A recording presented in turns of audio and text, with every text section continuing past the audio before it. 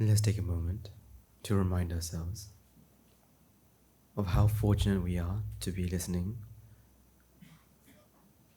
to the teachings of the Supreme One, the infinitely compassionate One, the Sublime One, the Tathagata. So join me in taking a moment to worship Him by chanting Namaskara 3 times, all together and with me. Namo tassa bhagavato arahato samma sambuddhassa. Namo tassa bhagavato arahato samma sambuddhassa. Namo tassa bhagavato arahato samma sambuddhassa. You know, it's come to a point of the year that offering flowers to the Buddha is becoming expensive. And it's not because of information, no, that's also a reason, but more so that we have a very, very important date coming up. Right? I remember my mother used to complain all the time when we come to the month of February. She always would buy flowers to offer to the Buddha. She would always complain, flowers are becoming more and more expensive. Right? Why is this? What's so special about February? Well, we have a day, right? A day dedicated to flowers and chocolate. What is it? Valentine's Day. Now, the reason why I'm talking about this is not because I want to go and say, you know, it's a convention and all this. No, because I find it really interesting. I find it very interesting that we have a day of the year that we use to celebrate chocolate. No, not chocolate, but, you know, relationships. Just like it's really interesting to see that, you know, we have a day of the year that we celebrate Mother's Day, Father's Day, Children's Day, Teacher's Day, everything day. I think currently we're coming to a point where we're running out of dates. Every single day we have a day for something. Right? We only have 365 days, and we have lots of things to be grateful for. But most importantly, I really want to talk about, you know, this day, the day of Valentine. Because this is a day that I know lots of people are looking forward for, right? Hoping that Cupid will finally wake up from whatever slumber he's in, take his bow and arrow, and take a shot. And so many people fall into this trap. You see, surprisingly, it doesn't matter the age, doesn't matter where. For as long as you are accordingly a human, but it's not just humans though. For as long as you're a human and you have a mind and you have ignorance, this becomes such an important day. Such an important day. The question that has to be asked is, why? Why do we take a day to celebrate love? What's so important about it? Now, if we were to break it down and think about, okay, why do we celebrate love? It's because it's something that we all very much value. Do we not? See, from the day we came out of our mother's womb, we knew when we set eyes on our mother that what? That we loved her. And then you heard a deeper voice in the background, and you turned around and you saw, or you felt something. What was that? Love for your father. And it's something that has been deeply rooted into literally our bones. From the very, very grains of your bones, we have this idea of love inside of us. Now, today I don't want to go on and start picking and being a critique and saying about what this truly is. But I really want you to think. See, coming on this journey, right? Coming on this journey of understanding, to seeing reality as it is, the one thing that you enjoy doing is asking questions. Asking questions. Why? How? Who? You have the who, what, where, when, why, and how. We ask these questions. Because when you ask these questions, do you open your eyes to something completely new? So, why Valentine's? What's so special about Valentine's? Why do people look forward to Valentine's? Now, each and every one of your heads, an idea has now popped up. Not that you can control it, but it's something that's popped up. But I want to take a moment to start to unravel this. Why?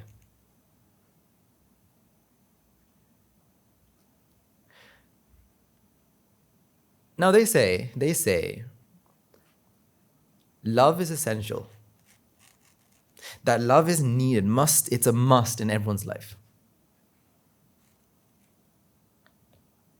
I agree, to a certain point. Because if you look at it, right, if we looked at what we really need, right, you have, Maslow's hierarchy and all these great theories of looking at what we need. But if we were to break down everything that we needed, we know that we have two things. We have a body, and then we have a mind. Now, if we were to ask, what does a body really need? What is your answer? Oh, very simply, our body needs to what? Needs to move, right? Needs to do things. For that to happen, what do we need? Energy. Unfortunately, we can't photosynthesize by looking at the sun, right? We have to actually do something, consume something, we have to eat. So this is something that the body needs. What does the body need? To eat.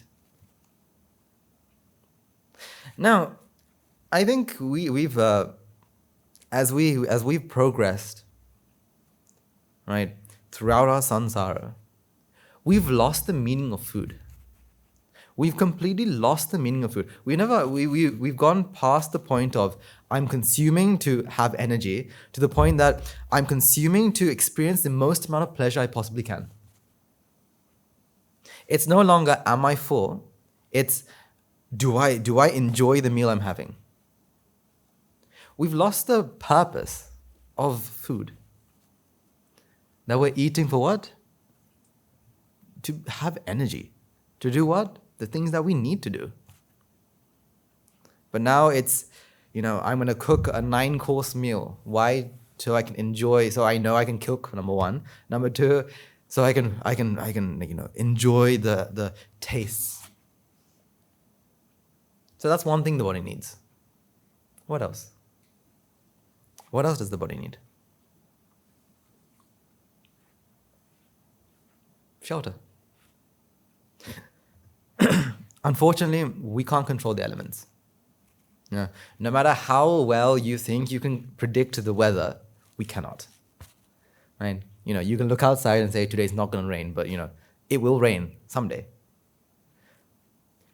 You can say, today's going to be only 25 degrees Celsius, but today could be 40. Who knows? We can't predict the elements. Right? Even though we think we do, we can't. Even, when you take out your phone and you search for the weather details, even those are sometimes inaccurate. Like, how many times have you gone out trusting your phone that says it's not going to rain today? You go out and it starts raining. Never happened? So this is why we have shelter. What for? Shelter is for us to protect ourselves from the elements, protect ourselves from any animals that are there and that can do any harm. Right? Protect us from the rain, protect us from, you don't have snow in Sri Lanka, but the cold, the heat, to protect us from the elements. That's why we need shelter. So that's what the body needs. But again, along this journey, we've lost the idea of why we have shelter. Now it's not, am I dry? Now it's, how high am I? Do I have 1 floor, 2 floors, 3 floors, 4 floors? It's not, do I feel safe? It is, how many bathrooms do I have in my house? It's no longer, am I protected from any animals? Or it's more, do I have a room for my pet? So along the path, we've lost the reason why we have what? Shelter. Why we need shelter. So we need food, nutrition, shelter. What else? Clothes. What are clothes for? Same reason. To protect us from the elements. To keep us warm when it's cold. To keep us away from protect us from the elements. To protect us from insects like mosquitoes, like spiders and whatnot.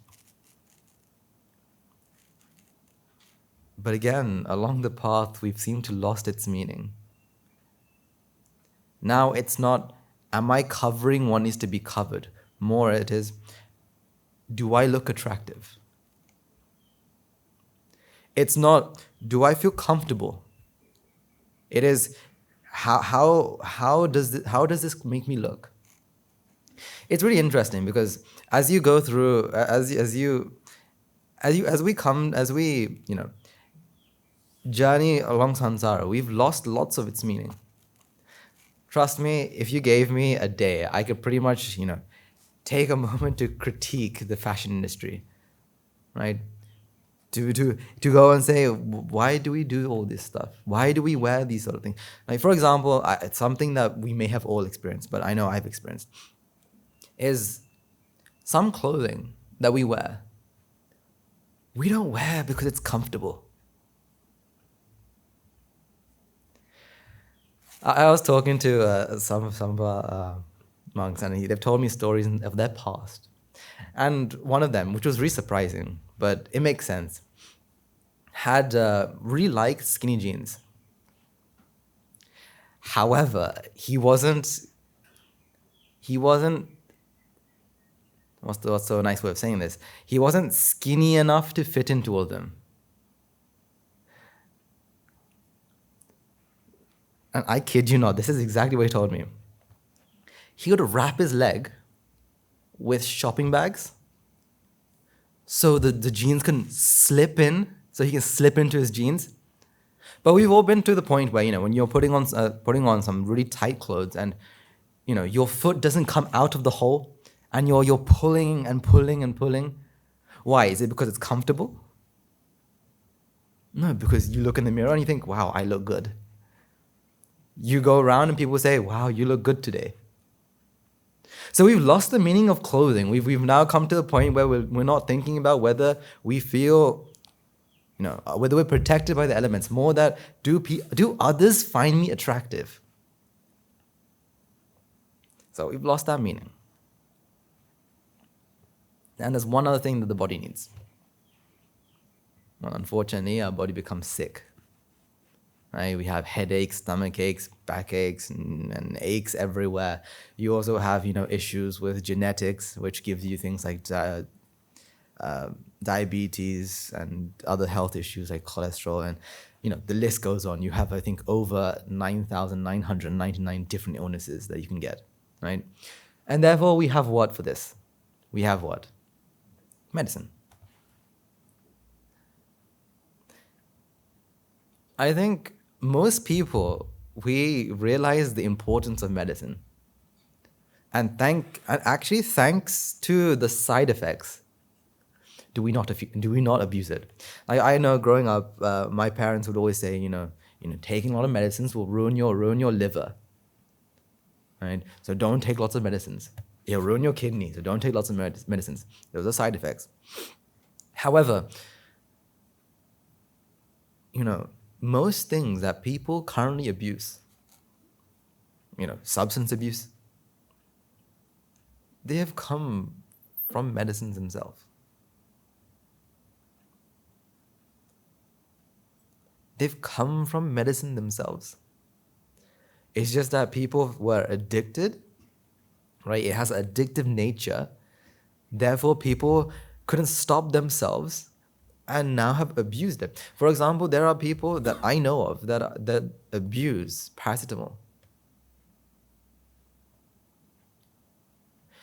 They have the smallest of headaches, right? Something they can bear, but yet they take a paracetamol or 2 paracetamol tablets.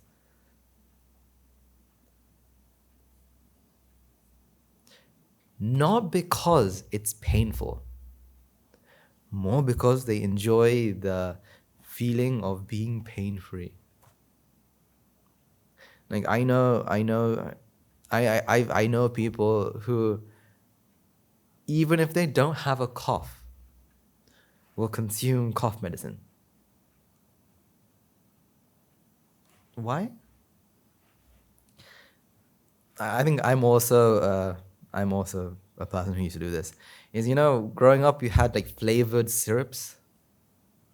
Yeah. You've got like the strawberry flavored, I can't remember what it was. There's like strawberry flavored syrups. Sometimes, like for example, if my sisters were sick, I would also go to Amma and be like, Amma, I think I'm coming up with a fever as well. Why? Nothing more than just to taste that, strawberry taste for a bit. Again, as we go along the path, as we go along this journey through the passage of time, to the passage of samsara, we have lost the meaning of medicine as well. And of course, medicine has been used, can be used for bad things, or not bad, but not things the body needs, unfortunately. So these are the 4 things the body needs. Now, what does the mind need? Now, according to several psychologists, psychiatrists, and whatnot, one of the main things that they say the body needs, or the mind needs, is what? Love. It needs love. Now, I'm not going to say that, that you can grow up without love. I'm saying that, does the mind need love?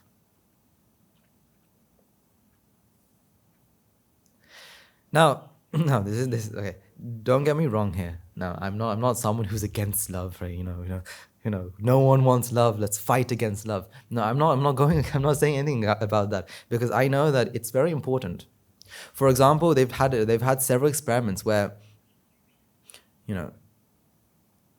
there have been several cases where a mother a child cannot survive without the mother's love. Of course. Samsara has to happen, right? For samsara to happen, there needs to be a connection, right? They say that, that a baby has to be in the mother's arms, right?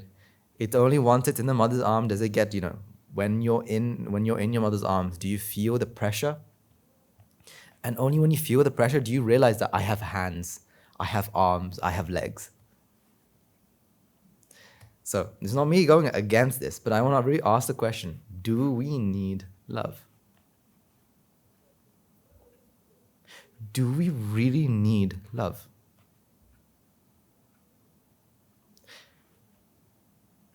The answer to this can only come when you look at what the mind truly is. If you don't know what the mind is, you think it's a very simple answer, yes. But when you look and you think about what the mind truly is, the answer to this question becomes, questionable. Why? How does the mind work? What is the purpose of a mind? The purpose of the mind is very simple. To know and to find out.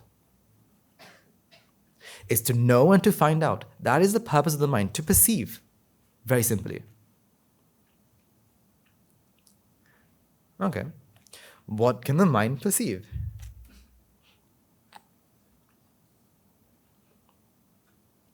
Sight. Sound.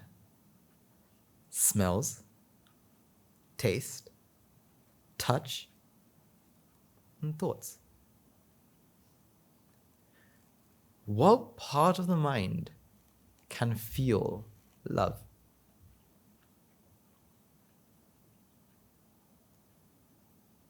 It's very interesting because, looking around the world, different people show their affection differently. Some people are very verbal about it, right? They have to express it through what? Words. Some people, they can't express it through words. Instead, they express it through what? Action. I know people that, they cannot express their feelings through words.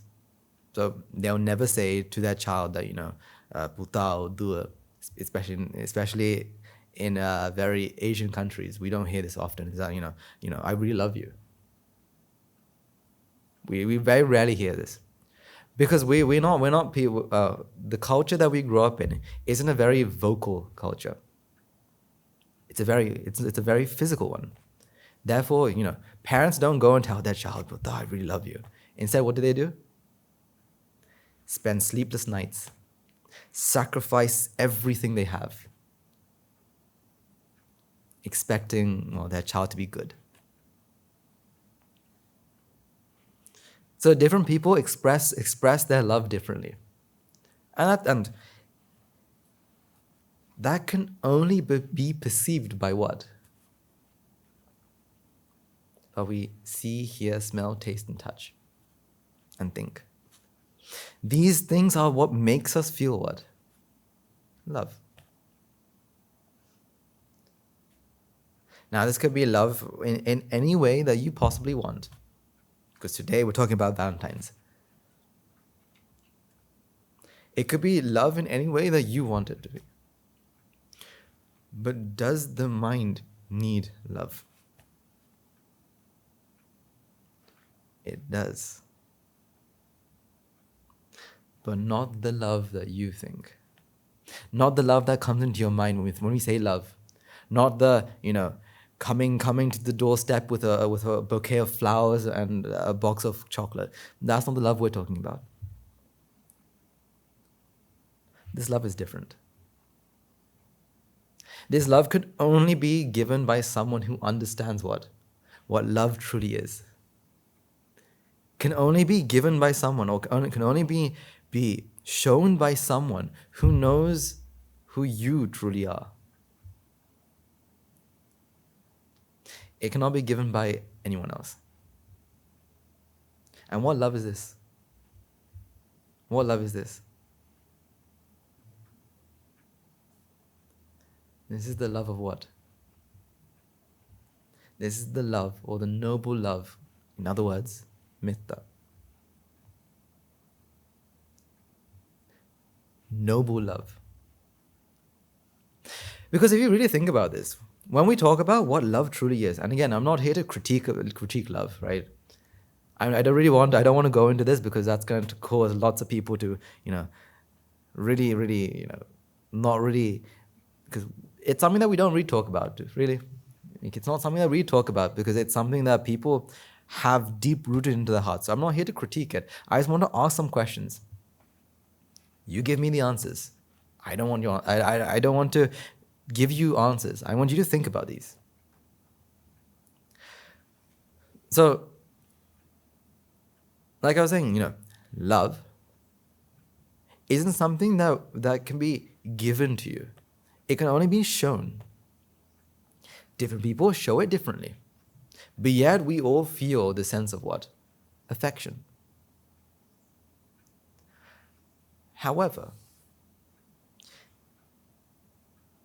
if you really think about this, the words, I love you, that you that we talk about, that's not the full sentence. That I love you is not the full sentence. I love you is not the full sentence. It's only a part of the sentence. Let's write this down, right?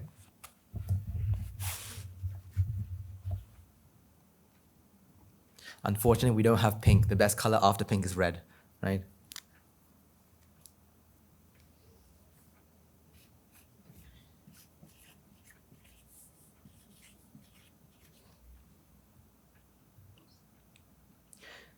This is only half the sentence. This is only half the sentence, with lots of it missing. What is the full sentence?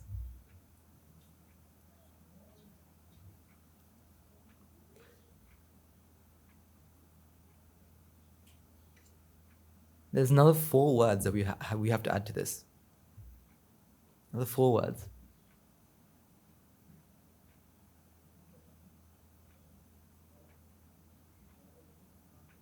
Wait, 4 or 5? I can't count. Hold up. 5 words. 5 words. Should be 5 words. What is it? What are the 5 words that we're missing? So you know how we shorten words? So do not becomes don't, right? Could not becomes couldn't, right? Just like that, we've shortened this, right? We've shortened a massive a sentence into 3 words.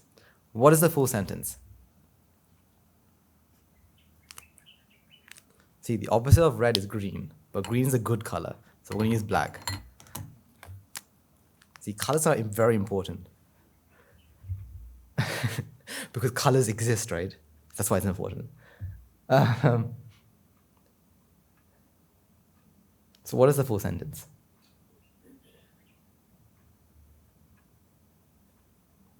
I'll start it off, right? And I'll say, there's a word that goes between love and you.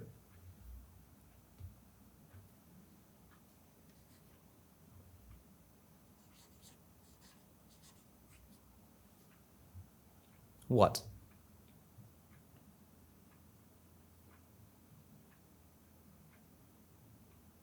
What's the word after you then?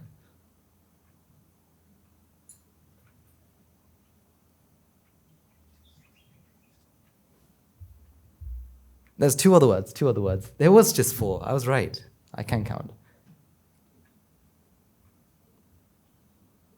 What's the next word? There we go.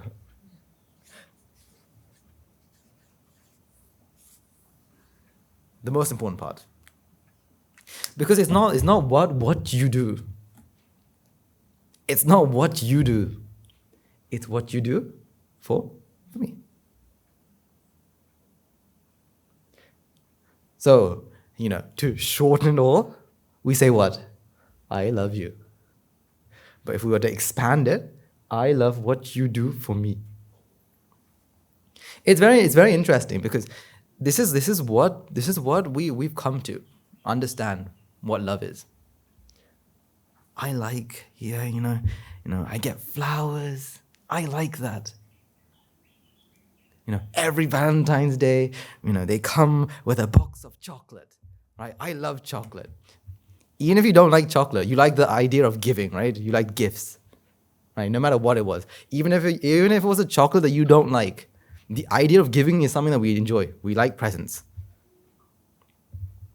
So what do you do for me? You give me presents I like.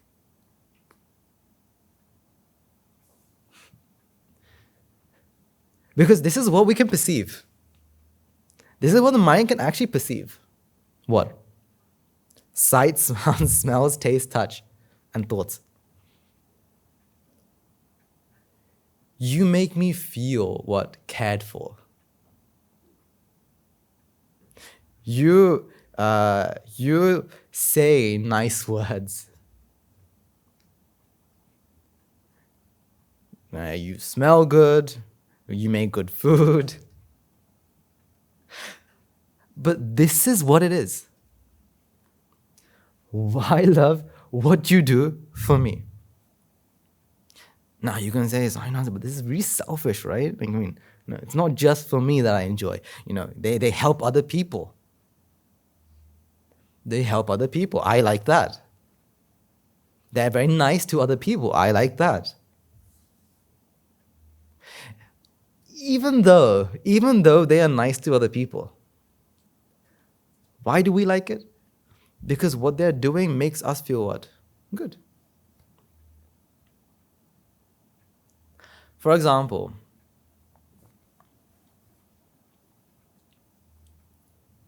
let's take a good example, right? Let's take the example of that a person that you love, right? That you want to be your Valentine, right? Really loves helping the neighbors. But your neighbors are very, what's the word? Suspicious. So they like helping, but the neighbors are suspicious. Do you like it? No. Because why? It's not doing anything for what? For me. Now I feel suspicious. I'm doubting this. Don't like that.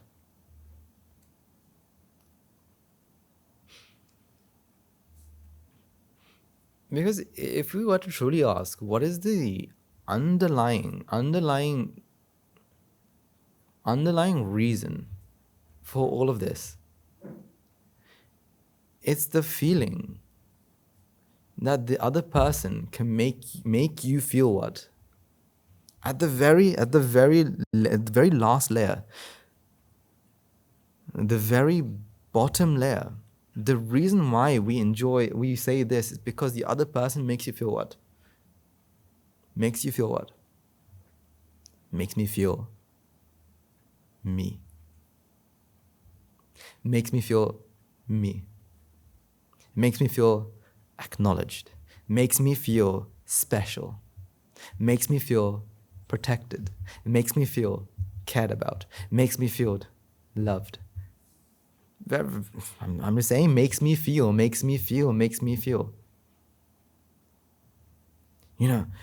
A question that comes up in all our lives, right? As we go further through life, is the question is, what will happen when I grow old?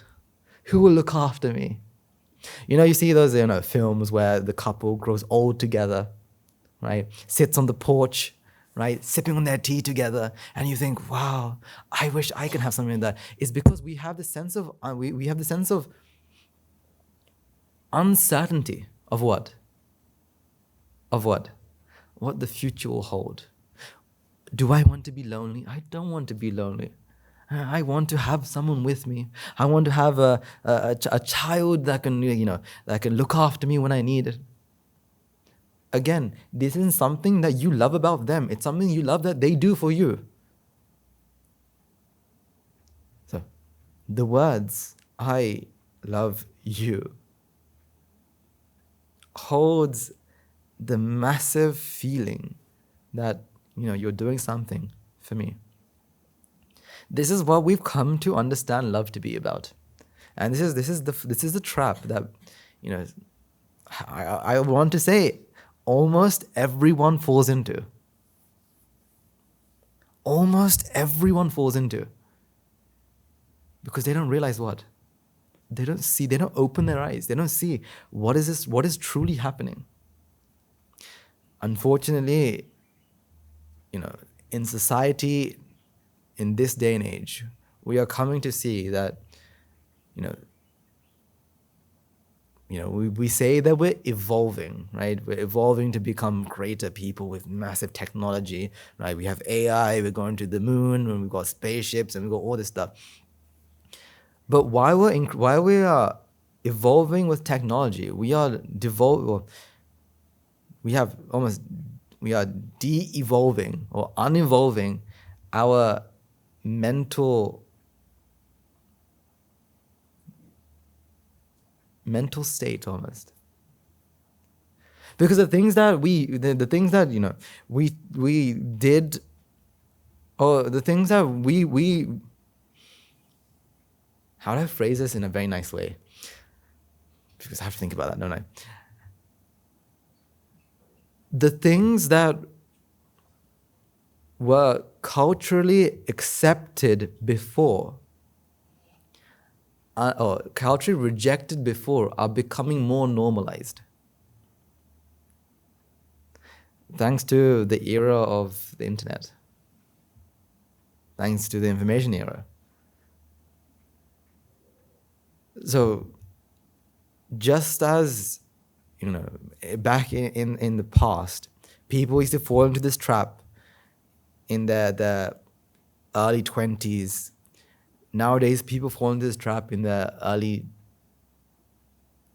10s.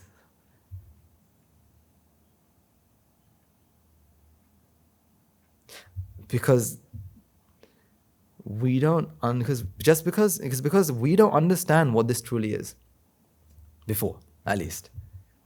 Therefore, how can the younger generations also know what this truly is? They don't. They see, because if you look at it, right, in this day and age, almost every sort of mass media media, we see something like this going underlying. For example, something that all children have always watched is what? Disney. Now, this is not me saying Disney's bad. Growing up, Disney was one of my favorite things, right? Favorite franchises. But looking back at it, the sort of views they give us,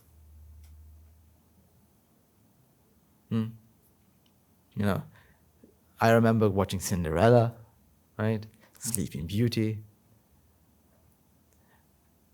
But they all show and portray a sort of this, which a child, when they look at this, what do they think? I want that. I want that. And so we are although we are evolving in humanity, we are devolving, right? De-evolving in our mental, or in the mental state of people. This is why it's really important to understand what this truly is. That's why, the mind doesn't need this. Because the mind only needs what? Sight, sound, smells, taste, touch, and thoughts. It's only a stimulus. That's all the mind needs. However, the mind does need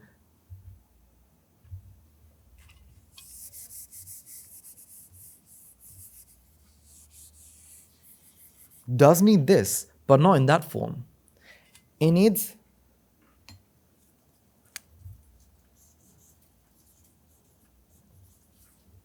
noble love. Because what is noble love?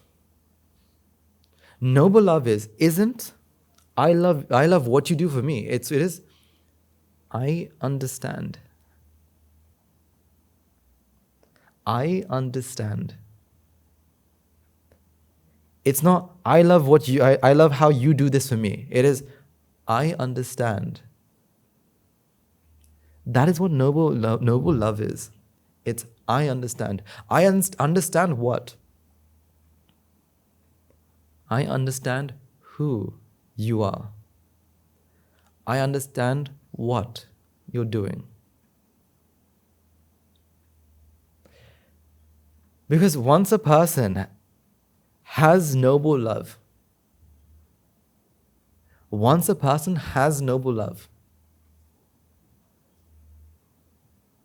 they realize there is nothing they come to the realization that there is nothing that they need from the other person.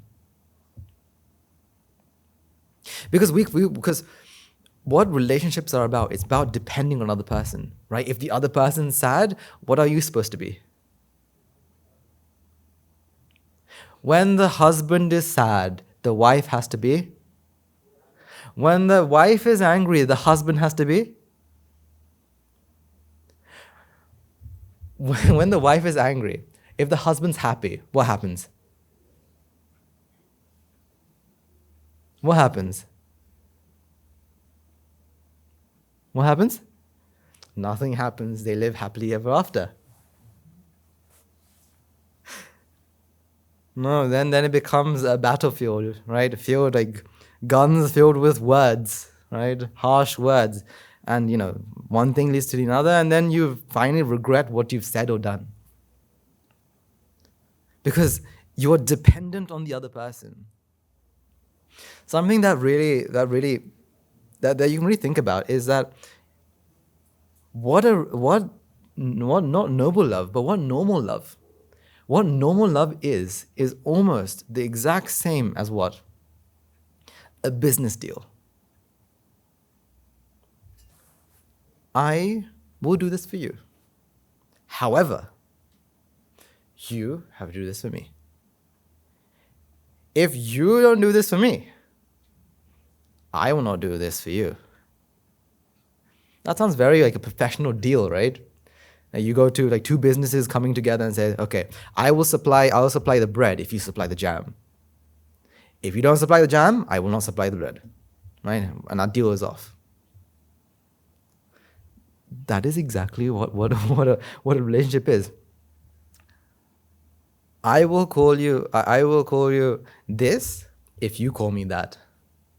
If you call me anything else but that, I will make sure I will not call you this, but I'll call you that. Now, in our heads, different things will come by, right? Through experiences, through knowledge, through our lives, we've heard these, we've seen these. Because it's exactly like a business business deal. It's exactly like a business deal. You are almost doing a business with the other person. However, you're not businessing any assets, you're businessing with life.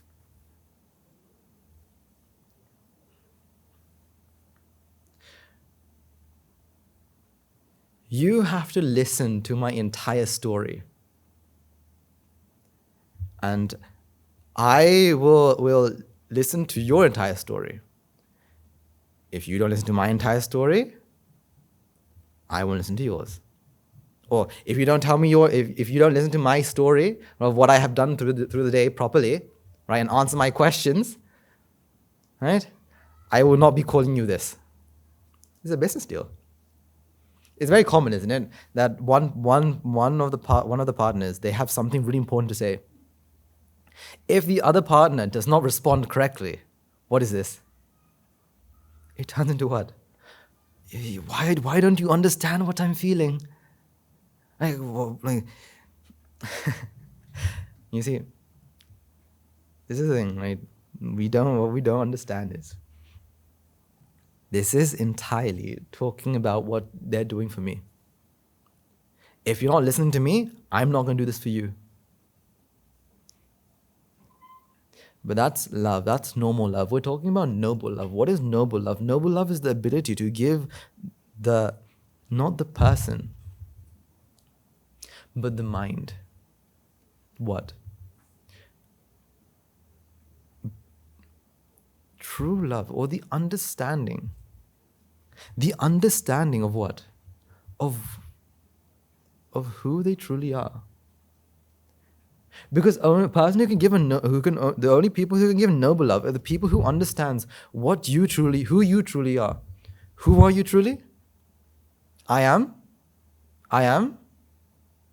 what? I am what? No matter how you answer that question, it's going to be wrong, isn't it? You can't answer that question. No, I am. It is what? I feel. I sense. I feel that I am important. I feel that, you have to do this for me.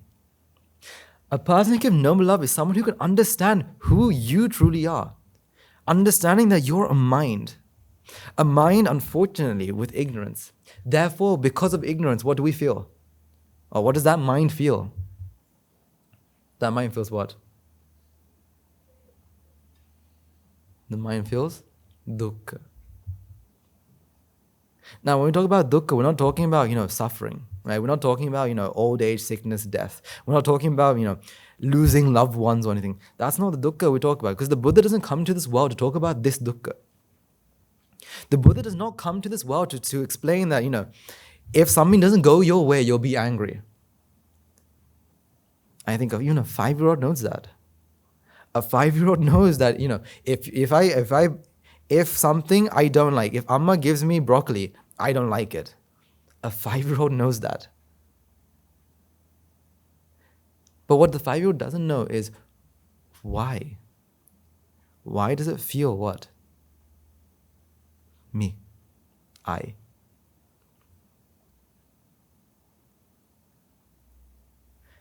A person who can give noble love is someone who understands who I am. Who I, or what I truly is. who understands that a person is just a mind and a body, a mind with ignorance, a mind that works according to the level of vexation that they have in their mind, to the level of mental pressure they have in their mind. They'll say things and do things to relieve this pressure, not because they are angry, not because they love you, not because of anything, but to relieve this pressure, to get what they want done. Once the person can understand them, then can they show true noble love. Honestly, this is not noble love. This is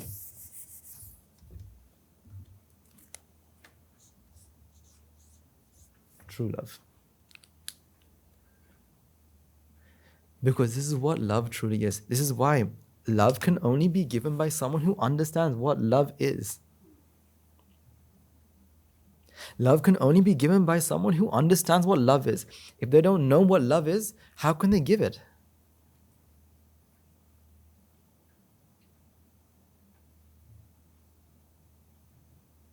Like, for example, okay. Let's say someone asked for a mica clock. Right? Bring a mica clock.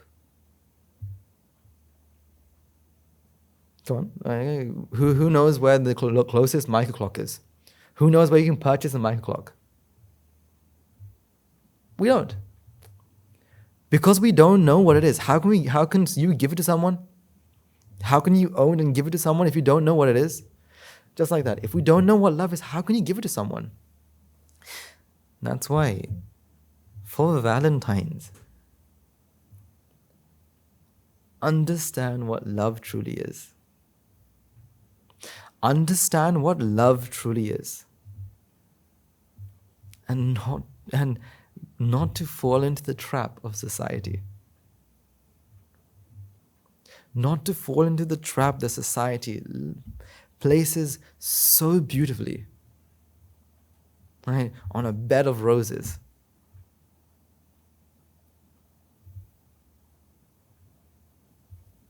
A question that I remember having, right, is because, whenever you go to the shop, there's always near Valentine's, there'll be a massive stall filled with what? Red roses. Because somehow red roses are what symbolizes what? Symbolizes what? Love. Why? How? What's so special? Actually, it makes sense. Actually, thinking about it makes sense. Because what do roses always have? What do roses always have? It's got beautiful, lush, red petals. Right? It's got an amazing scent. But what do roses always have?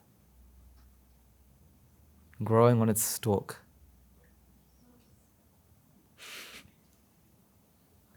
It's got thorns. So actually, thinking about it, it's actually the best flower to give for Valentine's. Because why? On the outside, it looks so good. It smells so good, but when you hold on to it, you have to be careful. Because, you could hold on to the wrong place and prick yourself. Actually, sorry, I've answered my question. I was going to ask, why was red roses the symbol of Valentine's Day? Now I understand.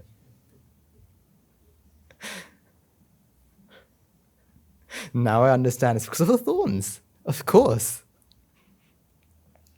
Because it may look good, may smell good, it doesn't make a sound, but it does all this. However, the stalk is filled with what? Sharp thorns. You hold on to it. You call it mine. And that leaves you with what? Cuts. That's actually a very beautiful analogy.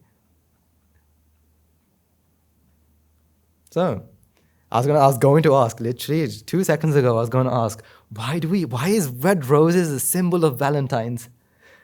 Right? Why is it the symbol of Valentine's? Why can't it be a jasmine?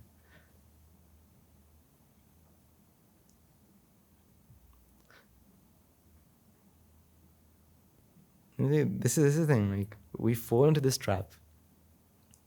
No. You see massive. Now, again, I am not against Valentine's. Please, please, right? If you celebrate Valentine's, please give your loved one a massive bouquet of roses. I don't mind. This is not me saying anything about what Valentine's Day. Not me telling you anything about love. I'm just asking you questions. Asking you questions and slowly showing you what I think the answers are. If you think the answers are different, well, that's you. That's what you think. So this is not saying, don't do anything for Valentine's. You see, the one reason that I enjoy, or one reason that I think Valentine's is important is because you're able to show someone that you truly appreciate for what they do for you, that you appreciate what they do for you. Or else you don't find time, because nowadays we are becoming more and more busy. Right? Going to work, schools, and not even that, even when we come home, we're stuck on our devices, right? Trying to keep up with social media, right? And so we don't find enough time to actually show gratitude for the people who actually care about you, who actually sacrifice things for you, right? Now, this is not talking about just, a husband, a wife, a girlfriend, or boyfriend. I'm talking about anyone who cares for you. That's why Valentine's Day, I think, is important. You can take some time to actually, show gratitude to people that who care about you. But apart from that, all the other, chocolates and well, actually, you're giving someone chocolates. Why? If you love a person, would you give them chocolates? Here, take a big box of chocolate. If you consume all of this in one go, you'll get diabetes. So here.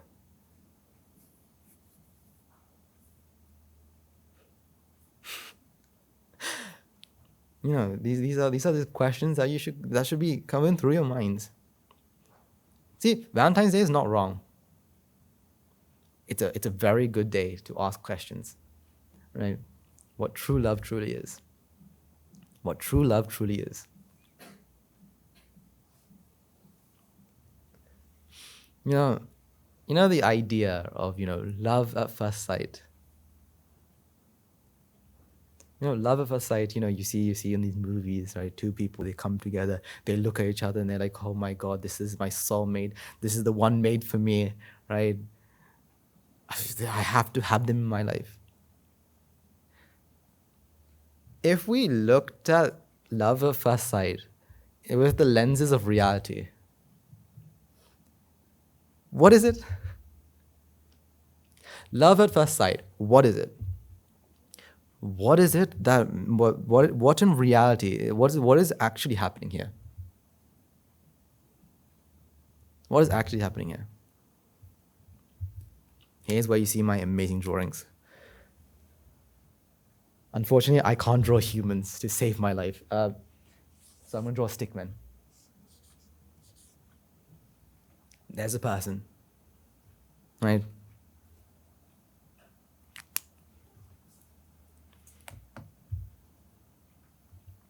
Now let's say we fell in love, just by looking, right? Love at first sight.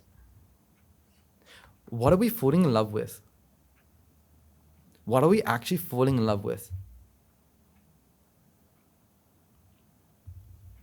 Right. Love at first sight. So we're falling in love with not the person, but what?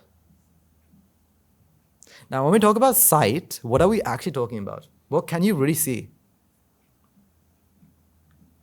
What can you really see?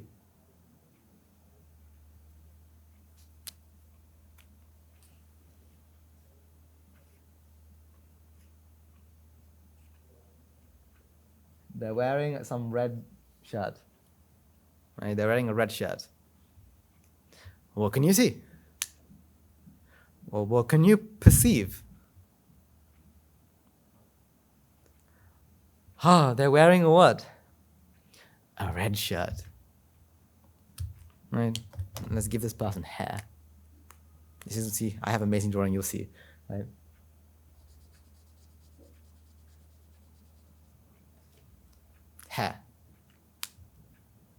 See, it's drawn in such a way that you can't say if it's a boy or a girl. See, it's amazing. I'm just like Leonardo da Vinci. Hair. What can you see? Can you see hair? You can't see hair. You can perceive hair. What can you see? Love at first sight. We're talking about sight here. What can you see? All right, let's say the hair color is black. What can you see? Black. What can you see? Red.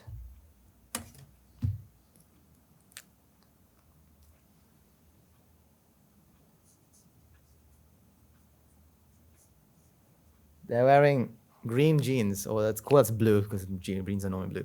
Blue jeans, right? Blue skinny jeans, right? Now, now what do you perceive? What do you see? Sight. What do you see? Blue. So, it's a black square. There's a red square. And underneath all of that, you have a green square. Love at first sight. This is the combination of what? This is the combination for what? Love. Right? Forget this person. This is what you see. Right? This is what you perceive. Love at first sight. Wow. I love the color black, red, and blue. Blue, yes. I love the color black, red, and blue. Wow. Oh my God. I'm falling in love. Really? Is that how it works? Love at first sight. See, we can take it one step further. Where is this color? Where is the color black? Where is the color red? Where is the color blue? Where is it?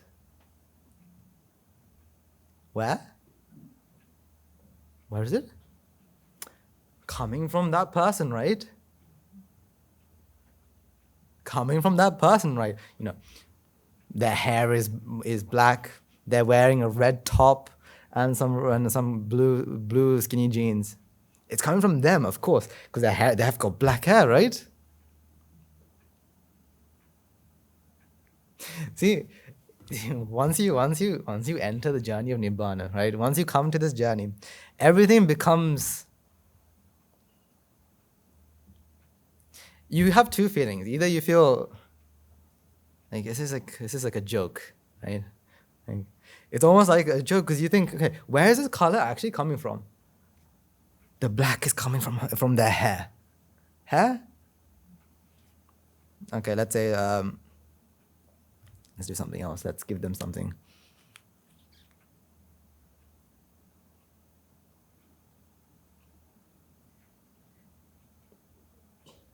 All right. This will ruin the picture, but I do want to get this done. They've got green eyes. Right? So we have more. This is blue, right? This is what color? This is the blue color. This is green. So what color is this? What color is this? So don't get muddled up, right? This is blue. Right? So the colors that come from this person, is actually from where? Is actually from where? But yeah, don't we feel that it comes from this person? We feel that, their hair is black, their eyes are green, their top is red, they're wearing blue skinny jeans. We feel as though it's coming from that, but yeah, we know what? Love at first sight. You're falling in love with what? Colors of what? Colors coming from what? So, can't we say it's not love at first sight, but rather, or you love them at first sight, but rather, you love you at first sight. Right? Because the color comes from where? Here? Because the color that we perceive isn't something that comes from this. Instead, this is only, just giving a certain wavelength, a wavelength of light. What color is that wavelength? We don't know. We have no idea. However, when you and I perceive it, we perceive what? Green. Is the color green that you perceive and the color green that I perceive, is it the same? So is this blue that you perceive and I perceive the same? Is this blue? Is this blue? If this is blue, then what is this? If this is blue, then what is this? If this is green, then what is this? See, the colors that you and I both interpret aren't the same.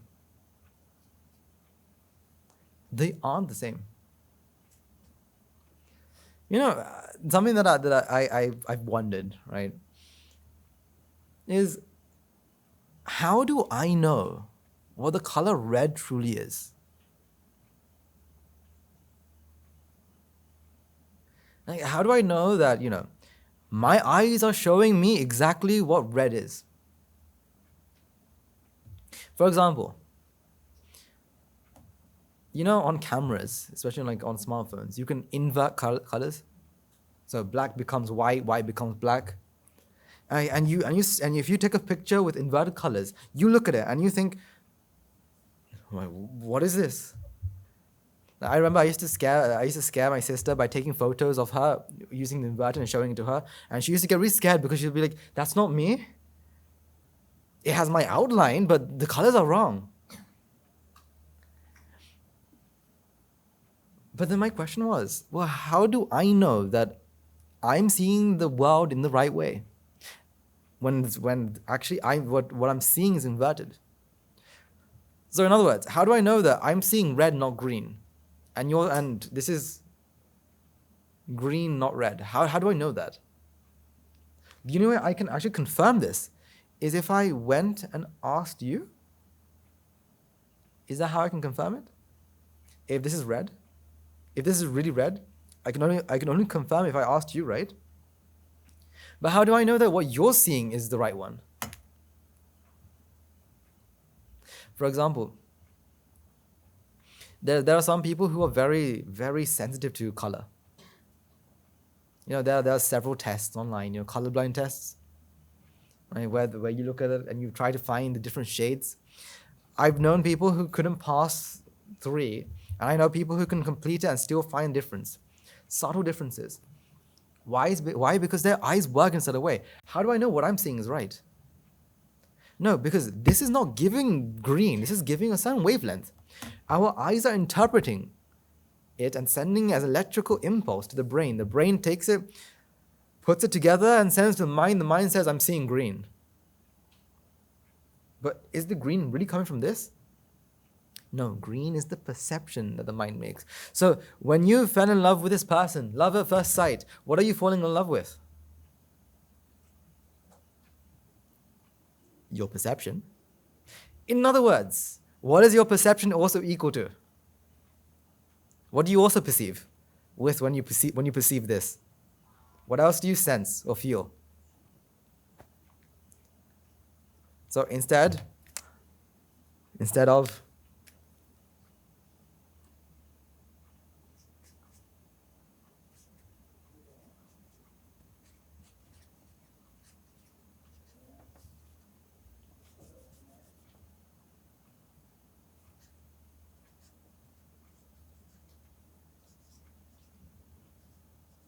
at first sight, right? I'm going to write that down. I fell in love with what? Me, at first sight. Because why? We're talking about what? Perceptions happen at what? In the mind. So did you fall in love with the person or did you fall in love with yourself?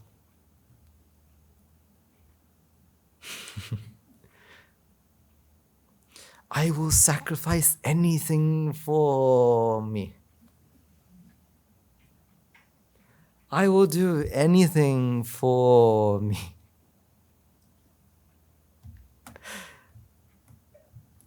Oh, I'm sorry I'm ruining your Valentines. It's not my fault, it's their fault, Love at first sight. What am I supposed to do? It's not really love at first sight. Instead, it's what? Instead, it is desire at first sight.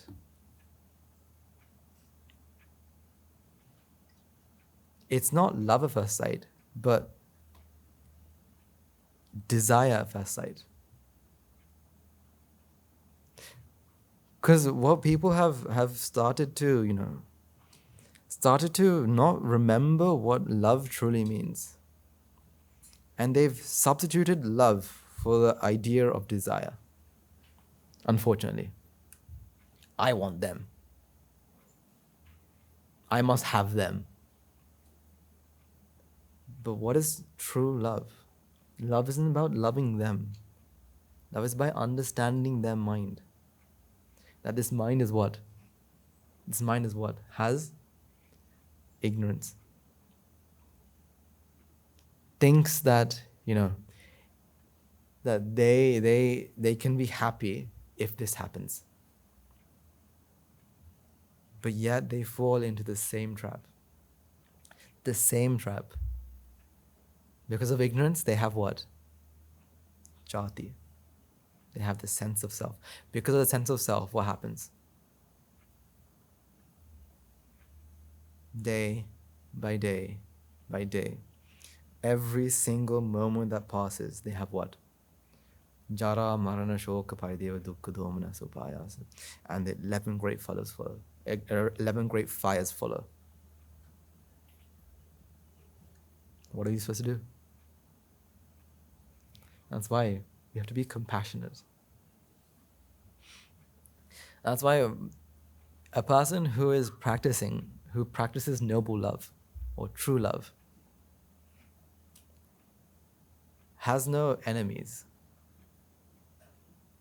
but also doesn't have any best friends. Because why? They understand what? Who is an enemy? A mind with ignorance. Who's a best friend? A mind with ignorance. Both of them, because of ignorance, feels what? Dukkha. Because of dukkha, what do they feel? So best friend giving me a box of chocolates. That's because of what? An ignorant mind. A person takes my box of chocolate and throws it away. Why does that happen? Because of what? An ignorant mind. Who should this mind love and who should this mind hate? No, this mind feels true love towards both. That's why they say love your enemies. Because why? You should not have any enemies. You shouldn't have anyone you don't like. Because you realize that this is what? This is who they are. A mind and a body. Because they fall inside this trap. Unfortunately, they fall inside this trap. This is why no matter how many times we talk about these sort of things. Something that I was talking to a group of children the other day, and something that I told them is, I only get to talk to all of those children once a week, maybe twice, or maybe once every fortnight, for 2 hours, coming and showing the truth. The other days, the other hours, you're in the hands of who? You're in the hands of who? You're in the hands of Mara. Now they say what?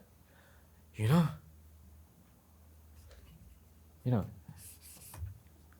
should really love someone, fall in love with a person, right? Fall in love with other people. This is, being in love is what humanity is for. Fall in love with other people. Do this, do that. And for Valentine's, go to your partner's place, or go to your partner with a bouquet of flowers and chocolates, and they'll be happy. Trust me, I know several people, right, who if you come to them with a bouquet of flowers and chocolate, they'll be like, no, thank you. No, can you please clean the toilet? That's enough for me. But I'm trying to show you my affection towards you. Chocolates? No, thank you. I'm on a diet. But yet we think that this is what society is telling us. Conventionally, this is what people are telling us. Throughout our entire samsara, this is what people have been telling us. That we need this. That as our basic need, this needs to be there. No, we need to show this. Show true love, but we don't need it. Show true love, we don't need it. Because here's the thing. If you are dependent on another person, what they do is now affecting you.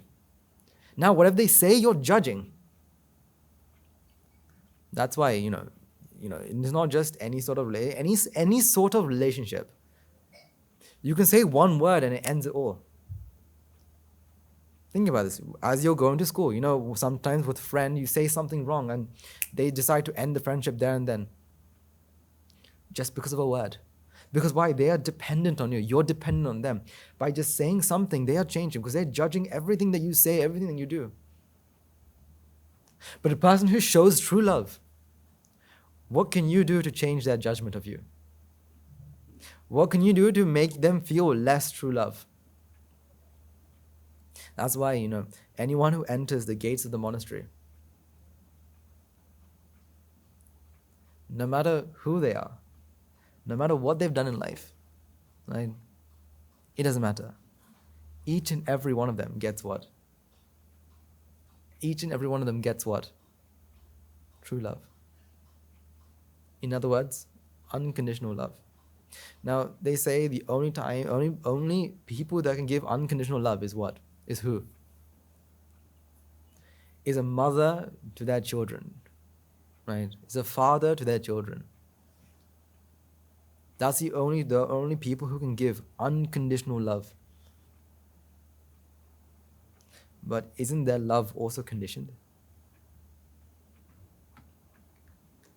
For example, no matter how much how much mothers or fathers will say, right? If they have more than one child, there's always one person they favor. No matter how much they say, Puta, I love all my children equally. No matter how much they say that, they have a favorite. She listens more than he does, so I like her. But he takes more responsibility than her. I like him. There's always someone that you favor. So how can you love someone unconditionally if you favor someone from the other? Wow, Buddha, you came home with 95%. Wow, I love you. That's conditioned, isn't it? They come out with 80%. Will they have the same amount of love? They come home with 40%. Will you show love at all?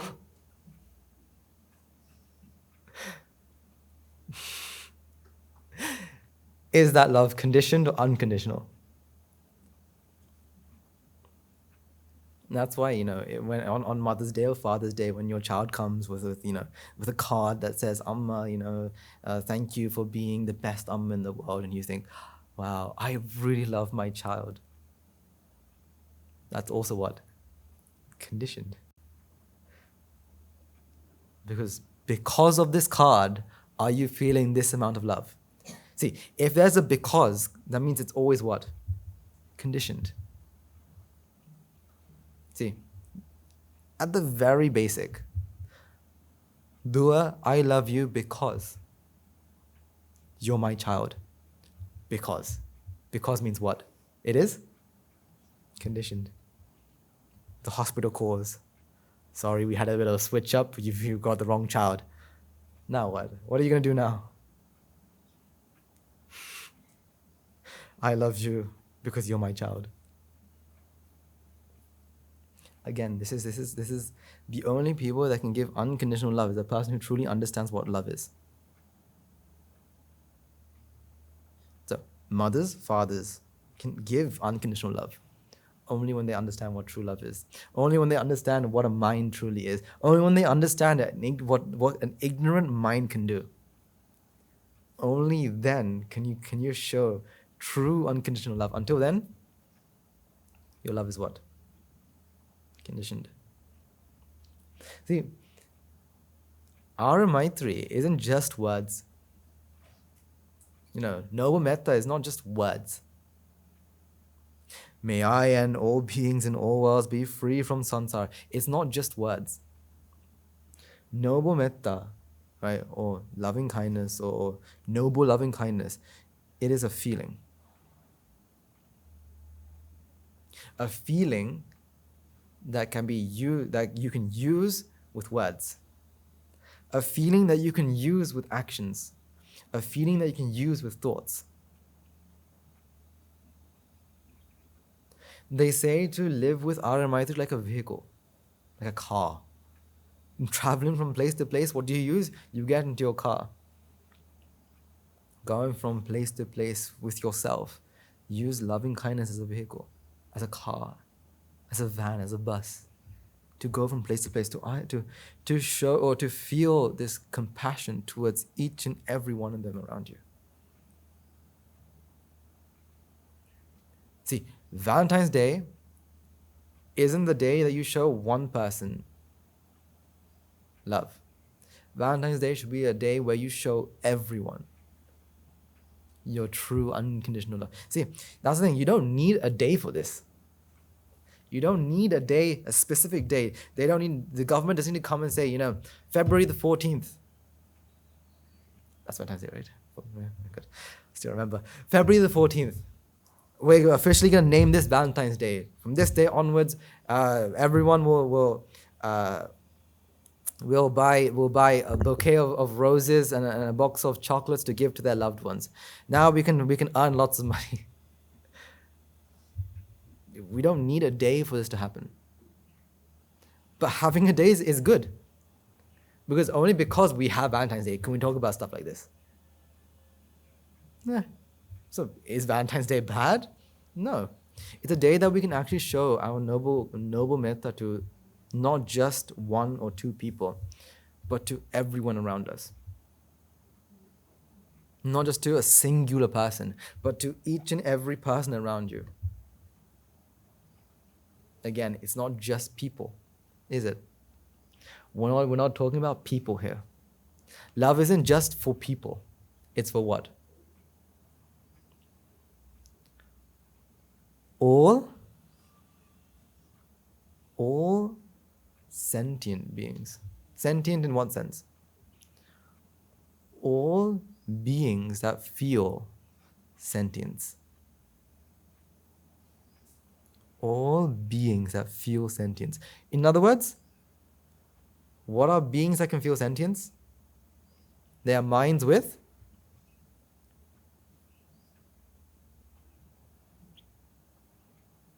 Now, this is when we enter a territory where you have to really think, because when we say all beings, right? The first thing that comes to our head is when we talk about beings, right? Show your love to all beings. What's the first thing that comes to your head? Animals. I'm gonna love and care for animals. Yes, you should show your noble metta to animals. However, be mindful about this. That doesn't mean, if you're eating, to leave if a dog comes by, to give your food to the dog. For example, I think we've had several issues in the past where, out of compassion, because people have good hearts, especially in the monastery, people have good hearts. When they see, a stray dog, right, and they give the stray dog food. Now, you could say you're doing this out of compassion, out of love. But you have to be mindful about this, because what happens is if you give a stray dog. So in Sri Lanka, we have, I think of it to be a pandemic. We have dogs everywhere, but uh, but it's how it is. That stray dogs. If you give it food, what happens is the dogs will start to stay. Now it's okay. However, we're in a place. We're in a place where lots of people come and go. And when people come and go, animals, especially stray animals, can be one of the best ways to commute diseases, right? Whether it's harmful or not, whether it's just a tick or not, whether it's just, them being there or not. It isn't something that we want. So out of compassion towards the animal as well, because for example, this dog comes and bites another person. A person was walking and they fell over, and unfortunately fell over onto a dog. The dog comes and bites the person. Now what is the dog doing? They don't know. The dog doesn't know who they're biting. But unknowingly, what are they doing? They know they're harming someone or something. Unfortunately, so that something is someone who's practicing the path of Nibbana. So unfortunately, what does that mean for the dog? Although they don't know who they're biting, they have the intention of hurting. Out of self-preservation, right? Out of self protection, they'll bite, but they have the idea, the intention of hurting. And so they have the intention, and they bit someone who is practicing the path, who's trying to attain Nibbana. What does that mean? What's that vipaka? So out of great compassion, have compassion, but also have wisdom. Be aware, understand. Because there'll be points where you think, okay, now we've learned about love, I should show my love to everyone. And some will say, now whenever you see someone on the streets, you think, I have to give something to the person. Now again, be mindful. Right? Now I don't want to go and pick at every single thing again, because I trust your wisdom, but not so you won't fall into traps that people can fall into. Because this is love is very dangerous. Love is very dangerous. If not seen right, it can be one of the most dangerous things on earth. They say that car crashes are what causes the main cause of death. Sometimes I disagree. Sometimes I think love is more dangerous than that. Because I think statistically, every second or every minute, two people, they end their lives. They end their own lives, and this is one reason. But this is also, people also love what? Chocolate. That causes what? Physical issues. That causes what? Death. And people fall in love with what? Substances, drugs, alcohol, which leads to what? Health issues, which leads to what? Death. I can't remember the exact number of deaths that arise due to drink driving. They currently, law enforcements around the entire world are trying to stop this completely. But no matter how much they try, it's going to be very, very hard. Because once you're under the influence, right? Once you're under the influence of alcohol, that's why some people think that they can drive very, very straight, even after they've had one or too many drinks. And so they will drive no matter what. So again, that happens because of this. That's why love is, I think, I remember correctly, Mother Teresa once said that people need love and kindness more than they need bread. However, although it is one of the needs of humanity, it is one of the most poisonous things as well. Just think about how many people that want to come to this monastery but can't because of that. Who understands that their life is about to end and there's no point of doing anything in their life, however, they can't give up this.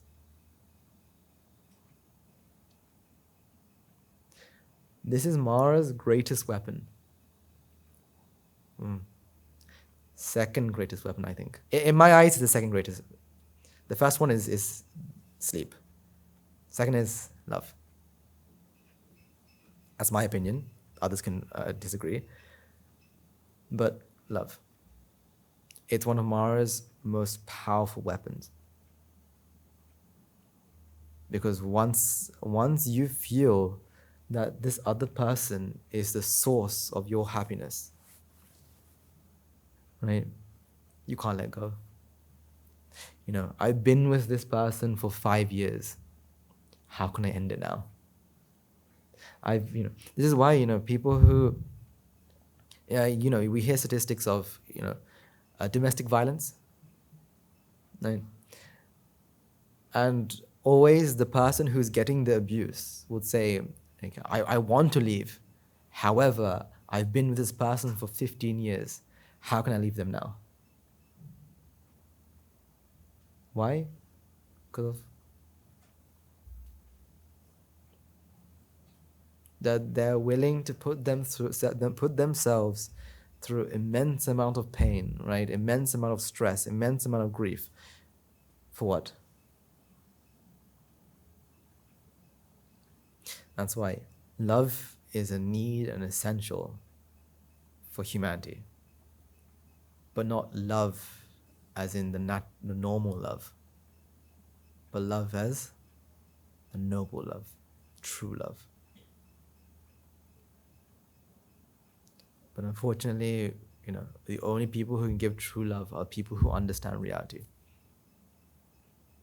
This is why each and every one of you, as you come to the monastery every single day, the level of your love and compassion will always increase.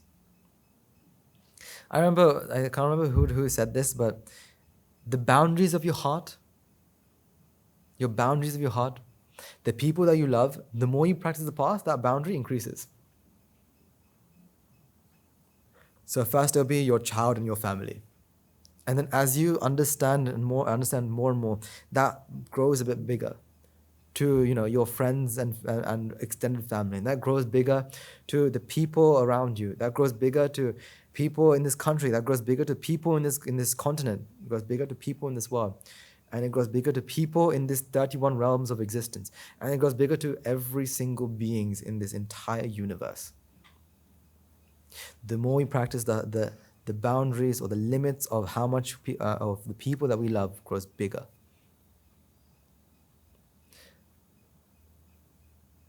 That's why Guru Handru had once said, and it's something that stuck with me, is that he feels the same amount of love and compassion he does to his mother, just like he does. He feels the same amount of love and compassion that he feels about his mother to a random person in the middle of the country he said was India. In the middle of India, in one of the slums, he feels the same amount of love and compassion. His heart has gone to such a big extent. Thanks to what? His understanding. Another thing, right? So for Valentine's, who should you give flowers to?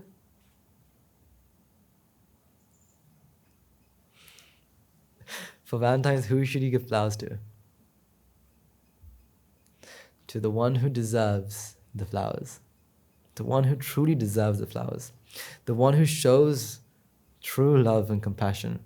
The one whose love knows no bound. The one who would travel many, many miles on foot for a singular person.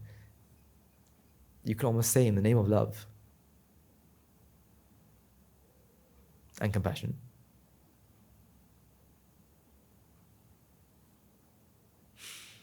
None other than who? The Supreme Buddha. See, whether you give roses or whether you give lilies, I don't think the Buddha cares. Right? Whether you give roses or whether you give jasmines, the Buddha doesn't mind. Because he doesn't want your flowers. He wants only one thing from all of you. If you think about it, if the Buddha was truly alive today, and you come to him with flowers, like Venerable, the Supreme One, I've bought you flowers for Valentine's Day. What do you think the Buddha would say? Thank you, but no thank you.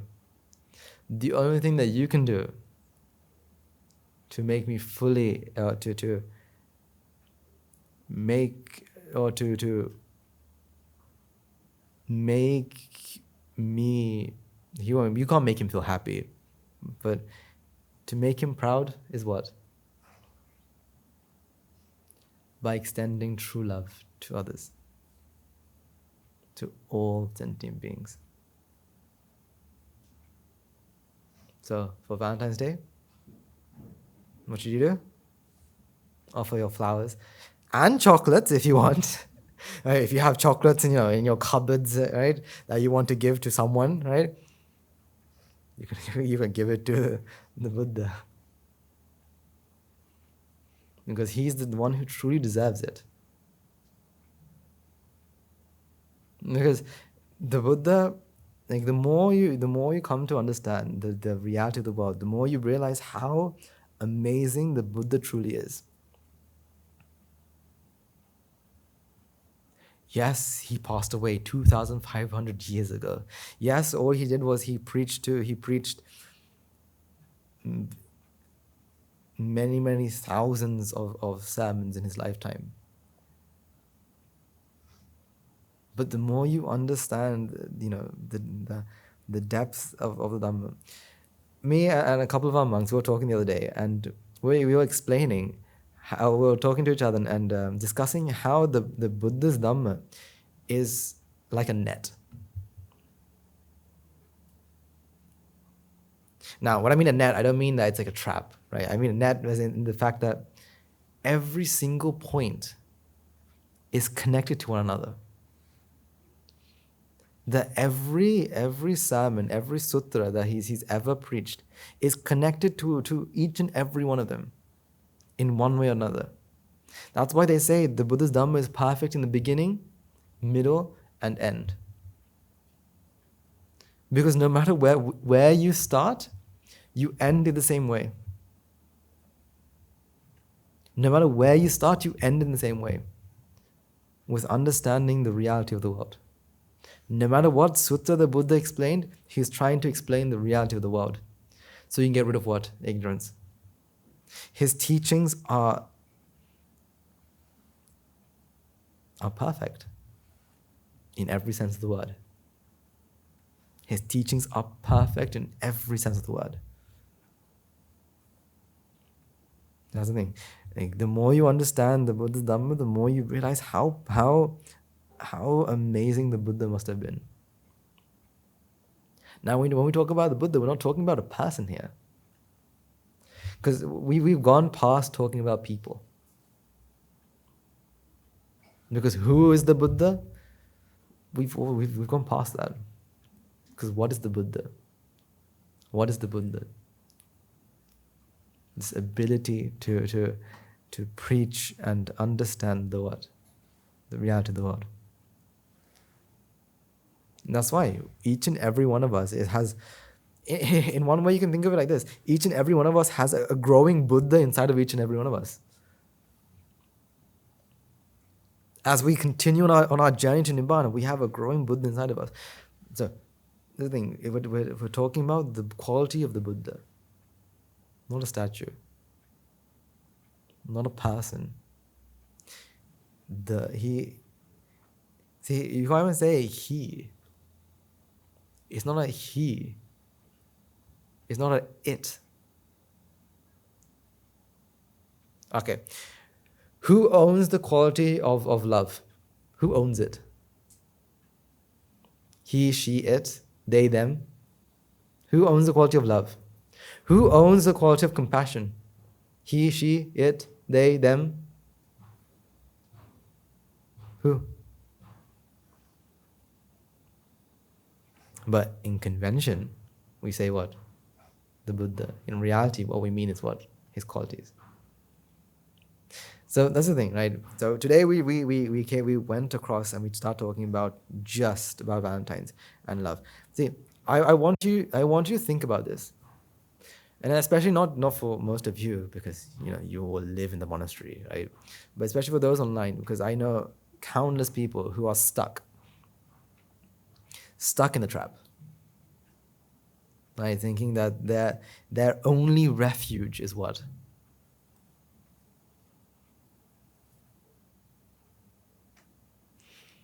They're stuck in this trap, and this is why I wanted to first of all have some to give you some questions as well. Right? Even though you're at the monastery, living in the monastery, living and breathing inside the monastery's premises, I do want you to ask these questions, because the more you ask questions, the more you actually question reality. The more you question reality, the more answers that come to you, and the more you realize it. So whenever things come up, so for example, if your birthday is coming up, ask yourself what a birthday truly is. If Valentine's coming up, ask what is Valentine's? Why do we celebrate Valentine's? Because these are things that can trigger what? Contemplation. A great advice that my teachers had given me is, and it's surprising, don't worry, don't attain Nibbana. My teacher told me that. You know, the other day my teacher said, don't attain Nibbana. Why am I here? Don't attain Nibbana.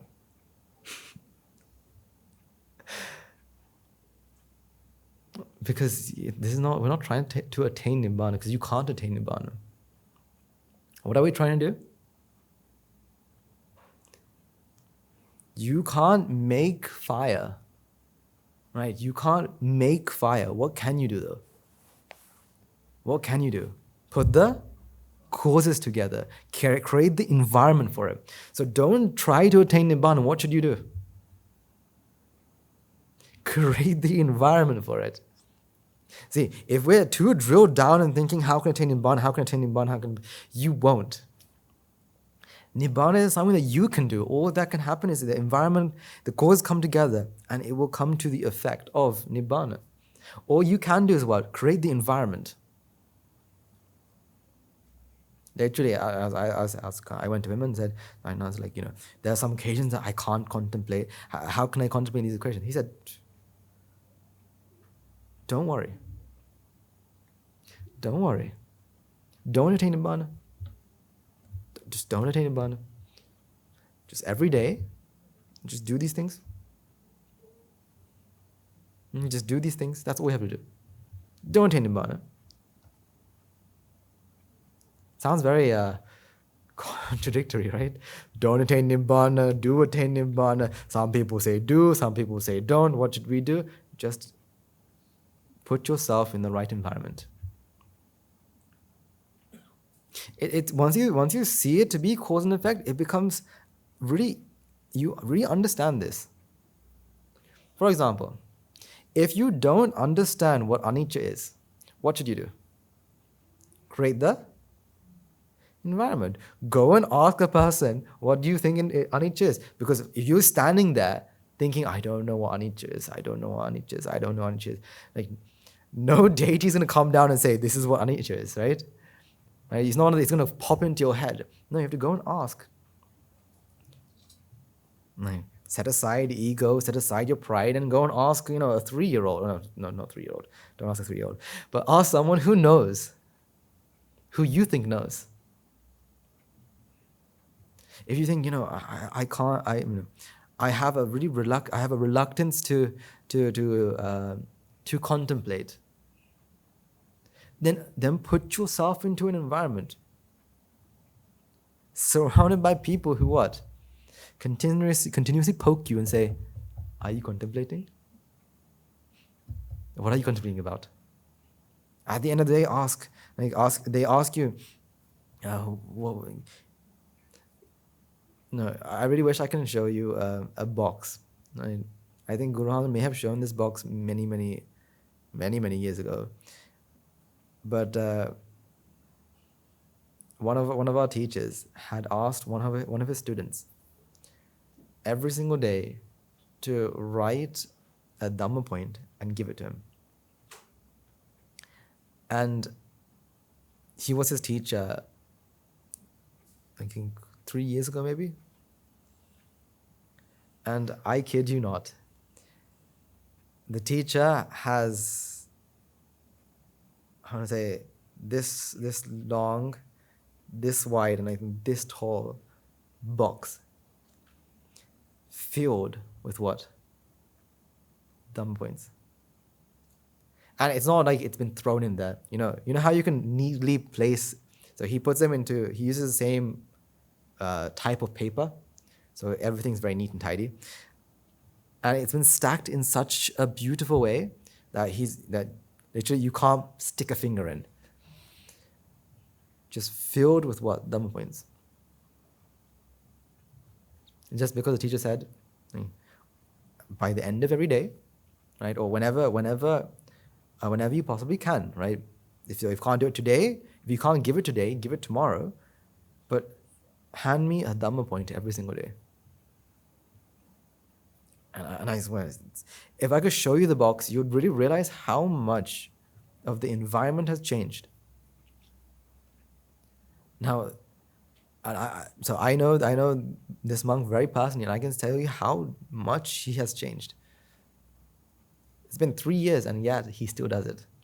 It came to the point the teacher was like, I don't have enough space to keep your cards, right? I don't have enough space. So write it, leave it on my table, but I don't have enough space to keep it anymore. That's how many times. See, it's environment. That's the environment that caused change. So don't attain Nibbana. Just don't. Breathe, don't attain Nibbana. But try your very best to create the what? Environment. Surround yourself with noble association. Surround yourself with amazing people who are going to push you to the absolute limit. That's why, we've had, I think, Amardas Naik had several sermons where he talks about the 5 people you associate. Ask yourself, are these people actually helping you? Because remember, our time is very limited. Our time is very limited. Death is always with us. Death is something that's always going to be with us. They're waiting at the door. The Grim Reader's waiting at the door just to knock. And when he knocks, open the door and you have to accept it. Nothing else you can do. So your time is limited. Right? So create the environment as much as you possibly can. I think we have around the monastery, I don't know about the lower areas, but especially in the monks' quarters and whatnot, there are signs, beautiful signs of quotes. Right? Of quotes. Things that, and when I mean it's there, I mean sometimes it's in the most random places. Sometimes when you close the door, it's right in front of you. I think we even had, yes. And when I mean doors, I mean doors that we use very often in toilets and whatnot.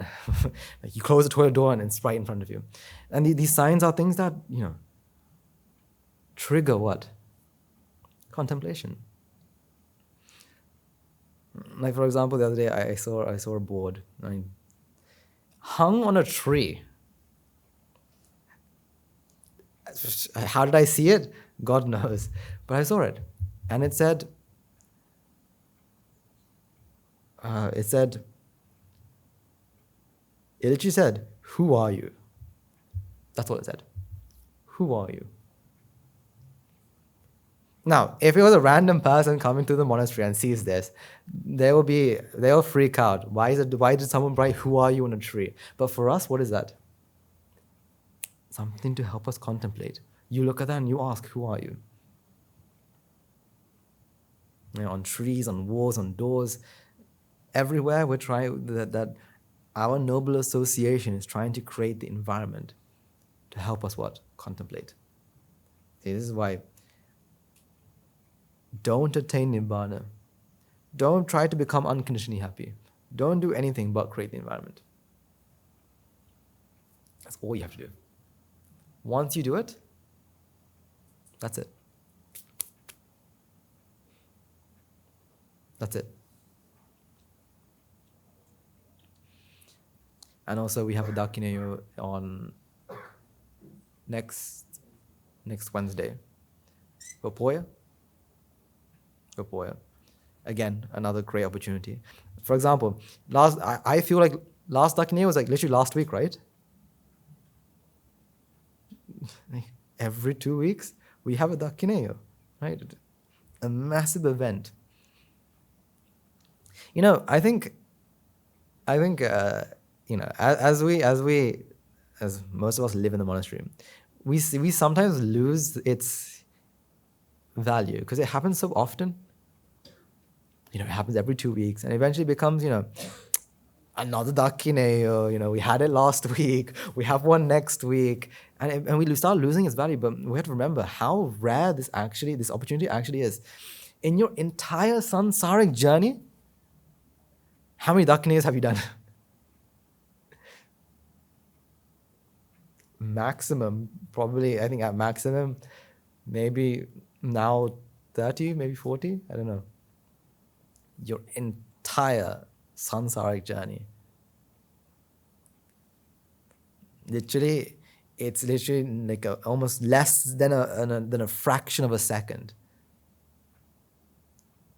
So we lose its value because we do it every single time. It becomes really normal to us. However, it's a rare opportunity. Unfortunately, we don't feel its rarity because we can't remember our past lives. If we could remember our past lives, I feel we would continue to feel Dakineyo to be one of the most greatest events, because it's a time in our lives where we can actually accumulate so many great merits. So many great merits. So we do have a Dakineyo coming next Wednesday, right? So today we talked about Valentine's, right? So remember on Valentine's Day to bring some flowers and some chocolate, right? Don't forget that. They are very expensive nowadays, right? Because of Valentine's, but don't worry. You don't need roses. You can take a flower from any garden and offer it.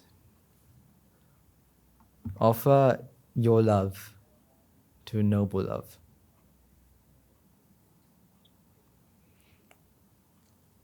Okay. Let's take a few moments to transfer our merits and conclude today's session. Let's take a few moments to transfer all the merits we've acquired by making offerings to the infinite virtues of the Noble Triple Gem, chanting Pirit, listening Dharma, and engaging in various meritorious deeds today. So first and foremost, let's remind ourselves how incredibly fortunate we are to be in receipt of the Lord Buddha's teachings. And with immense gratitude, let's transfer the merits to the Bhikshu, Bhikshunis, Upasakas, Upasikas, who since time immemorial have protected and preserved the sublime teaching of the Buddha and passed it down through the generation of the noble lineage in the form of Tripitaka, which is thankfully available to us today to study, to understand, to comprehend Dhamma. Let's also take a moment to transfer merits to all the members of the Mahasangha present throughout the world, including all chief political chapters, who have dedicated their lives to the noble path and committed themselves to the betterment of all sentient beings. Let's not forget, among them will be the monks and nuns resident in local temples and nunneries, who have always been by his side through thick and thin, come rain or shine. This also taking moment transfer merits to Guru Nase, as well as other monks present at the monastery, as well as anagarikas attached to the monastery. Let's take a moment to transfer merits and special gratitude to those who make great efforts to disseminate the teaching of the Buddha, be that by translating the sermons, sharing them out with others, inviting others to join them. May the power of merits. If any of them have been born in the world planes, may they redeem themselves and be born in the blissed plane. May by the power of merits, may they abstain from the unmeritorious deeds, fulfill the meritorious deeds, fulfill the noble footpath, and attain the supreme bliss of Nibbana. Sadhu, sadhu, sadhu. Let's take a moment to transfer the merits we require to our devotees, friends of the monastery who for sake of merits continue to sustain the Mahasangha. This includes every one of you who have contributed to the construction of the monastery, to those of you who provide the Mahasangha with shelter, arms, roads, medicines, as well as those who pass on the know-how, extend their well wishes. May through the power of these merits, may they abstain from unmeritorious deeds, fulfill the meritorious deeds, fulfill the noble eightfold path, and attain the supreme bliss of Nibbana. Sadhu, sadhu, sadhu. Let's take a moment to transfer our merits to our mothers, fathers, husbands and wives, brothers, sisters, sons, daughters, grandparents, uncles, aunts, cousins, nephews, nieces, friends and acquaintances, our elders, employees, and to all those who've helped us, supported us, assisted us in any shape or form. By the power of these merits, may they be healed of any physical or mental ailments, may they overcome any obstacles in spiritual progress, may they abstain from the meritorious deeds, fulfill the meritorious deeds, fulfill the noble path, and attain the supreme bliss of Nibbana. Sadhu, sadhu, sadhu. Let's take a moment to transfer merits to the Devas, Brahmanas, spirits, demons, primarily the Sakadeva as well as numerous gods deities who have committed to protect and fulfill the Sambodhisasana. Let's not forget among them will be our guardian deities. Our guardian deities who keep watchful over us and keep us out of harm's way. May they power the merits, may they prosper and divine power and wisdom. May they abstain from unmeritorious deeds, fulfill the meritorious deeds, fulfill the noble path, and attain the supreme bliss of Nibbana. Sadhu, sadhu, sadhu. So take a moment to transfer merits to our ancestors who have predeceased us, to all those who have been friends and family to us in this infinite long journey to Sansara. Let's take a moment to transfer merits to them. So take a moment to transfer merits to all those who have lost their lives. Let's take a moment to transfer merits to armed forces as well as the police force who have sacrificed their lives to protect the peace and harmony of our nation. May all those who lost life in the wars be the friend of rejoice in the merits required today. So also take a moment to transfer merits to all those who lost their lives in natural calamities such as tsunamis, earthquakes, landslides, pandemics, reminding ourselves among them will be those who have been friends and family to us in this infinitely long journey in Sansara. May the power of these merits, if any of them have been born in the world planes, may they redeem themselves and be born in the blissed plane. May by the power of the merits, may they abstain from the unmeritorious deeds, fulfill the meritorious deeds, fulfill the noble path, and attain supreme bliss of Nibbana. Sadhu, sadhu, sadhu. And finally, let's all resolve me in the power and blessing of all the merits required throughout the day. We may witness the advent of many hundreds of thousands of Arhat nuances in this blessed land. And finally, may through all the power of all the merits required throughout the day, you and I and everyone who made this program a success become an Arhat or a Arhat Mahin in this very life in the era of the Gautama, Supreme Buddha itself. Sadhu, sadhu, sadhu. May the blessings of Chibajan be with you all. The Mahasangha will now transfer their blessing to you. Raga ginnen midetva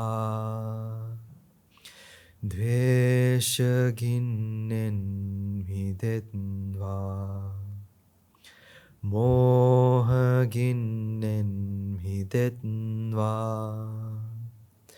Nibbana parama sukhain Sukita taravetva Nibbana parama sukhain Sukita taravetva Nibbana parama sukhain Sukita taravetva Mamada siyalu loka Siyalu satvayo Nibbana parama sukhain Sukita taravetva Nibbana parama sukhain Sukita taravetva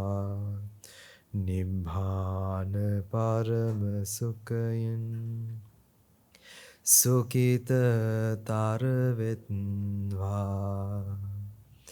Raga gini niveva Dveshagini niveva